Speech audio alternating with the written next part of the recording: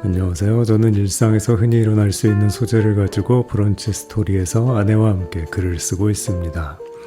오늘 글의 제목은 1000만원만 빌려줘. 소제목으로는 친한 사이의 금전거래 원칙. 돈을 빌려줬다가 돈 잃고 사람 잃는다.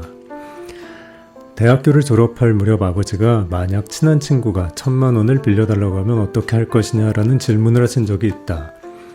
형편이 어려워 그런 것이라면 돌려받기 힘들 테니 어떻게 하면 좋을지 답이 쉽게 나오지 않았다. 그러자 아버지는 이렇게 말씀하셨다. 1000만원 안쪽에 돈을 빌려달라고 하면 못 받는다 생각하고 100만원을 줘서 보내라. 친한 친구가 몇천만원 이상의 큰 금액을 빌려달라 하면 거절하기가 수월하지만 애매한 금액이라면 난처한 상황에 빠지게 된다. 그럴 때 친한 친구라면 100만원 정도는 줄 수 있을 테니 서로 마음 상할 일이 없도록 하라는 좋은 조언이라는 생각이 든다. 얼마 전 상사분께 놀라운 이야기를 들었다. 투자 실패로 인해 돈이 하나도 없는 친구에게 전세금 2억을 빌려주고 전세금 보호를 위해 상사분의 명의로 계약을 해 전입까지 했다고 한다. 그런데 친구가 위임장을 위조해 전세를 월세로 바꾸고 전세금으로는 투자를 해서 다 날린 뒤 자살을 한 것이다.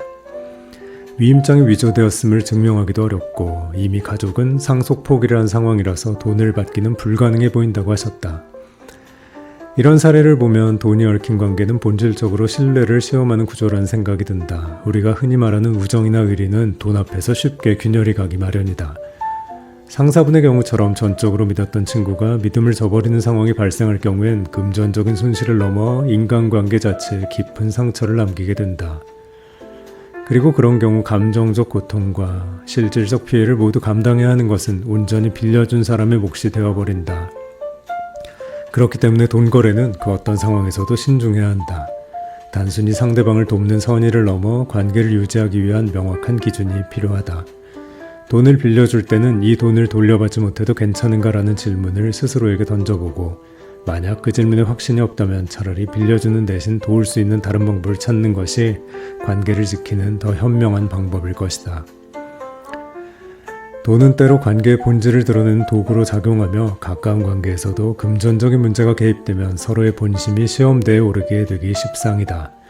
빌려주는 쪽은 당연히 돈을 돌려받기를 바라지만 받는 쪽은 그 돈에 담긴 책임과 압박을 감당하지 못할 수도 있기 때문에 돈이 관계를 쉽게 무너뜨릴 수 있는 위험 요소로 작용하기 때문이다.